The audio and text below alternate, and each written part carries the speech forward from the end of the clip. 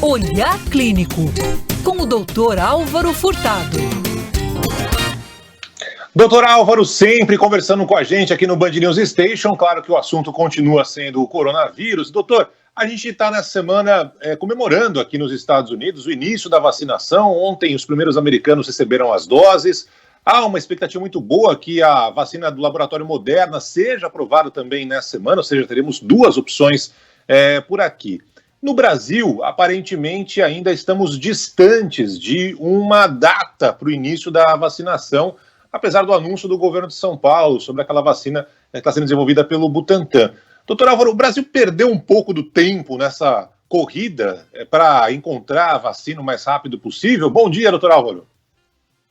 Bom dia, Barão. Bom dia, Débora. Bem, você colocou essa questão de a gente ter perdido um pouco o tempo. Acho que isso é importante a gente falar. Existem várias plataformas de vacina aí no mundo e a gente tem que lembrar que o Brasil é um país, não é só São Paulo, são vários estados, é um país de dimensões continentais. A gente vai ter um contingente populacional enorme para vacinar e seria muito importante que o governo, do ponto de vista de negociação, tivesse essa possibilidade de começar, né, a alinhar a negociação com várias possibilidades de vacina.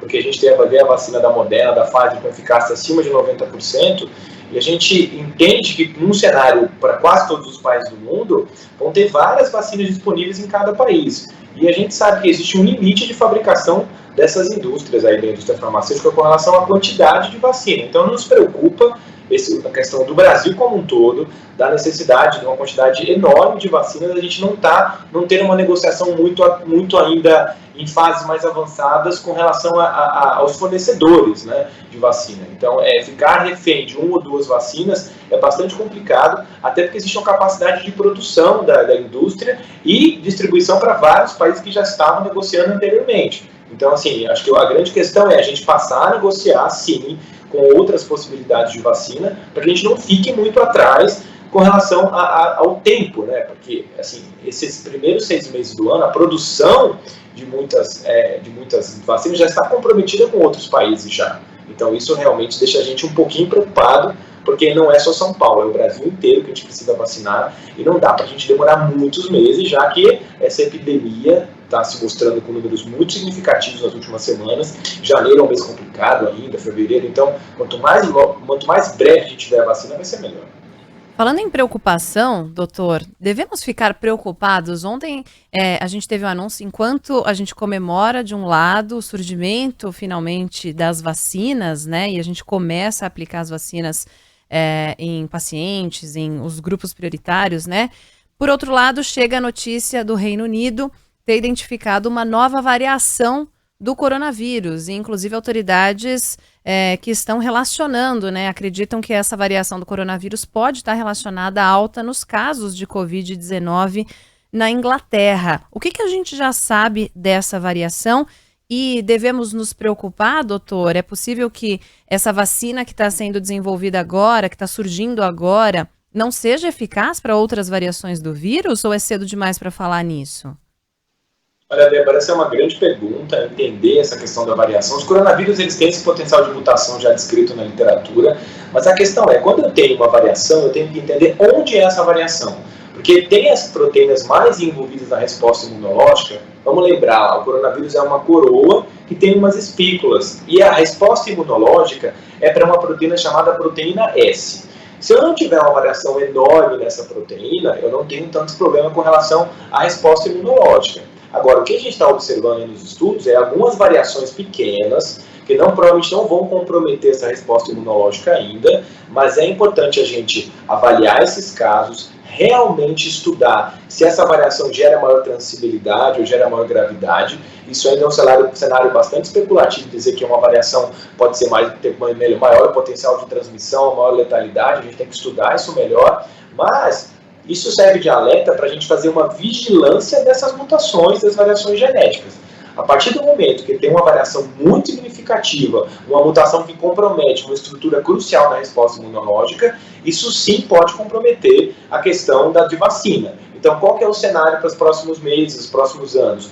Observar atentamente essas mutações e, se por acaso tiver alguma mutação muito crucial na resposta imunológica, sim, pensar até em modificar a vacina e mudar essa estrutura com relação ao antígeno que está sendo desenhado para a vacina. Mas pode mudar, o senhor fala pode mudar a vacina, significa, essa vacina que está aprovada, por exemplo, da Pfizer-BioNTech, ela pode não servir daqui a pouco? Olha, Barão, isso de novo é um cenário bastante especulativo. A gente não vê nenhuma mutação ainda descrita nos trabalhos que mude a resposta pela proteína que faz a resposta imunológica. A questão é que, com o decorrer do tempo, pode ser que isso não aconteça, pode ser que aconteça daqui a alguns anos. A gente tem que observar essa variação para aprender. A da gripe, doutor, a gente toma, por exemplo, uma vez por ano, a da gripe, né? Todo ano tem que ir lá tomar. Isso deve acontecer também com o coronavírus ou também não dá para ter certeza de nada agora?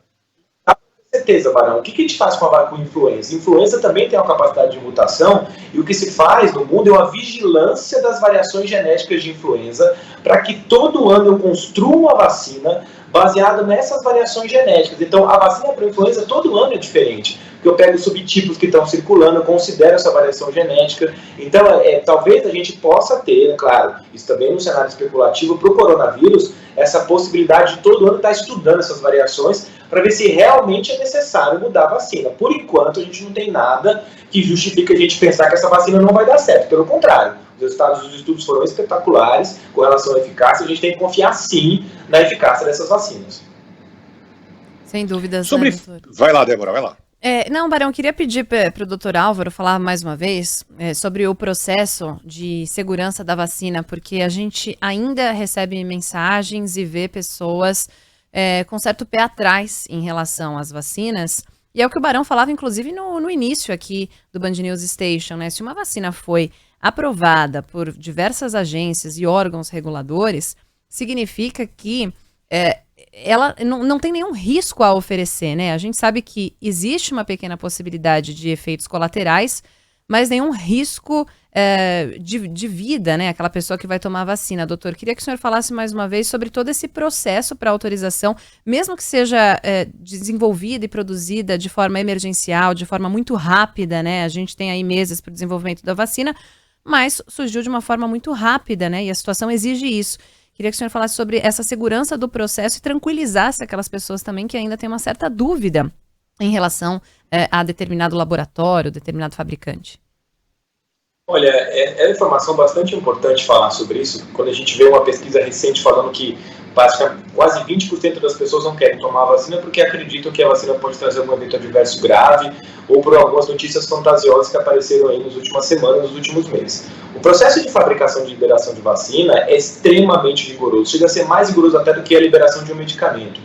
Passa-se por várias fases. Já se sabia muito sobre coronavírus das epidemias anteriores, então a gente não está partindo do zero na fabricação dessas vacinas. São estudos gigantescos, com um comitê de ética envolvido, com um rigor enorme de agências regulatórias para aprovar essas vacinas. Então, a população que está escutando a gente não tem que achar que a vacina pode trazer eventos graves. Os estudos quase de todas as plataformas de tecnologias não mostraram eventos adversos graves. Vacina com eficácia acima de 90%, então é para acreditar sim. É importante pensar na responsabilidade de você ser vacinado, de você não passar a doença para outras pessoas. Eu acho que é um aspecto muito, muito importante a ser discutido, a questão das pessoas que não querem vacinar. Se tiver uma vacina e ela for aprovada, passar para agências regulatórias, ela é segura sim, e ela realmente passa a ser uma ferramenta crucial na prevenção da doença. Então, notícias fantasiosas de que a vacina que veio da China tem problema, ou que a vacina vai invadir o seu cérebro, ou que a vacina vai implantar um chip na sua cabeça,